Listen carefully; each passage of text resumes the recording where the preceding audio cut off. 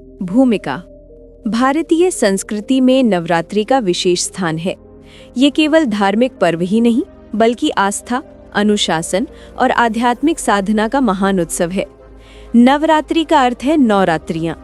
ये पर्व वर्ष में 4 बार आता है, लेकिन चैत्र और शारदीय नवरात्रि का विशेष महत्व माना जाता है। नवरात्रि में माता दुर्गा के 9 स्वरूपों की पूजा की जाती है और भक्त उपवास, व्रत तथा विशेष अनुष्ठानों के माध्यम से देवी शक्ति की साधना करते हैं। नवरात्रि का आध्यात्मिक आधार। मान्यता है कि देवी दुर्गा ने असुरों का संहार कर धर्म की रक्षा की थी। शक्ति की उपासना करके साधक अपने भीतर के नकारात्मक गुणों पर विजय प्राप्त करते हैं। नवरात्रि का पर्व इस आत्मविजय और साधना का प्रतीक है। नवरात्रि में किए जाने वाले मुख्य कार्य। पूजन विधि। पहला, कलश स्थापना, घट स्थापना। नवरात्रि के प्रथम दिन कलश स्थापना की जाती है।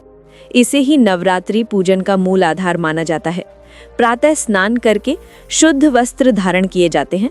पूजा स्थल को गंगा जल से शुद्ध किया जाता है। मिट्टी के बर्तन में जौ बोए जाते हैं और उसके ऊपर जल से भरा कलश रखा जाता है।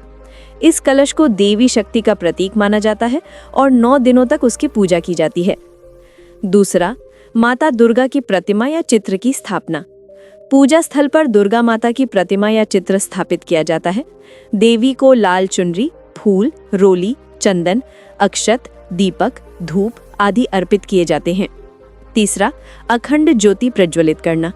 नवरात्रि में अखंड ज्योति जलाना अत्यंत शुभ माना गया है। घी या तेल का दीपक 9 दिनों तक लगातार जलता रहना चाहिए।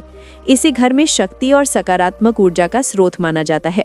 चौथा, दुर्गा सप्तशती पाठ या देवी भागवत या रामचरित मानस पाठ।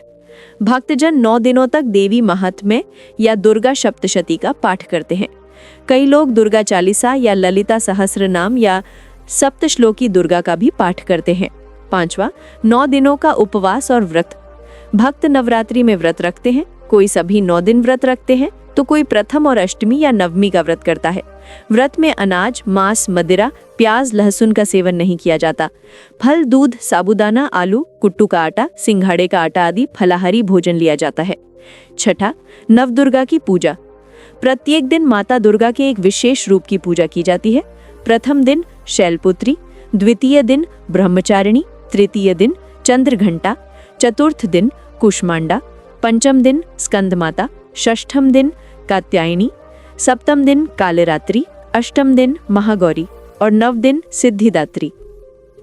सातवां, कन्या पूजन अष्टमी या नवमी पर। नवरात्रि के अंत में अष्टमी या नवमी को कन्या पूजन किया जाता है। इसमें 9 छोटी कन्याओं को देवी स्वरूप मानकर उन्हें भोजन कराया जाता है। उनके चरण धोए जाते हैं, चुनरी और उपहार दिए जाते हैं। आठवां, हवन और पूर्णाहुति। नवरात्रि के अंतिम दिन हवन और पूर्णाहुति की जाती है। इसमें देवी के मंत्रों के साथ आहुति दी जाती है और कलश विसर्जन किया जाता है।